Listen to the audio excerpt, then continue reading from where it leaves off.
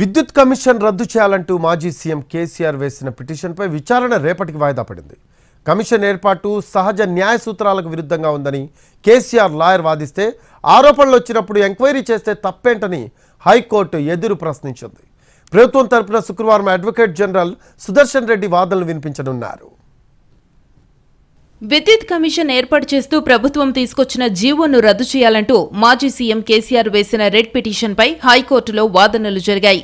Commission ఏర్పాటు సహజ న్యాయ సూత్రాలకు విరుద్ధంగా ఉందని పిటిషనర్ తరఫున న్యాయవాది ఆదిత్య సోమ్ధి వాదించారు.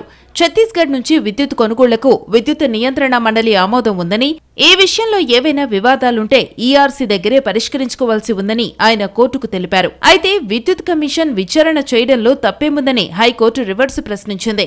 నివేదికను ప్రభుత్వానికిస్తే అసెంబ్లీలో చర్చిస్తారు కదా అని ధర్మాసనం అడిగింది. అయితే కమిషన్ వైఖరి నిష్పక్షపాతంగా లేదని, రాజకీయ కారణాలతోనే కమిషన్ వేసిందని పిటిషనర్ తరఫు న్యాయవాది ధర్మాసనానికి తెలిపారు. కేసీఆర్ తరఫున వాదనలు విన్న న్యాయస్థానం విచారణను శుక్రవారానికి వాయిదా వేసింది. ఛత్తీస్గఢ్ నుంచి విద్యుత్ కొనుగోళ్ల అక్రమాలు జరిగినట్టు వచ్చిన ఆరోపణలతో పాటు యాదాద్రి, భద్రాద్రి థర్మల్ ప్రాజెక్టుల నిర్మాణాల నిర్ణయాల్లో జరిగిన లోపాలపై రాష్ట్ర ప్రభుత్వం ఏర్పాటు చేసిన కమిషన్ ఇచ్చిన నోటీసులను సవాలు చేస్తూ కేసీఆర్ రెడ్ పిటిషన్ వేశారు. తొలుత ఈ నెల 15 లోపు రిప్లై ఇవ్వాలంటూ కమిషన్ నోటీసులు పంపిందని, కేసీఆర్ సమాధానం ఇచ్చేలోపే ఈ నెల 11న జస్టిస్ నరసింహారెడ్డి ప్రెస్ మీట్ పెట్టి గత ప్రభుత్వం తప్పులు చేసినట్టు తెలిపారని పేర్కొన్నారు.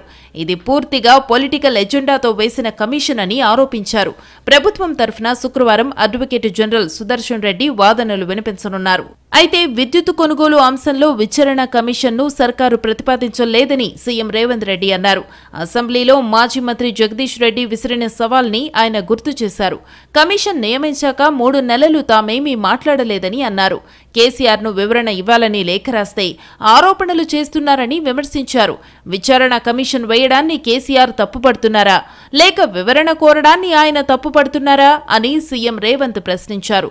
విద్యుత్ కొనుగోళ్లలో అవినీతి జరగలేదు అనుకుంటే కేసీఆర్ నిరూపించుకోవచ్చుగా అని సవాల్ విసిరారు.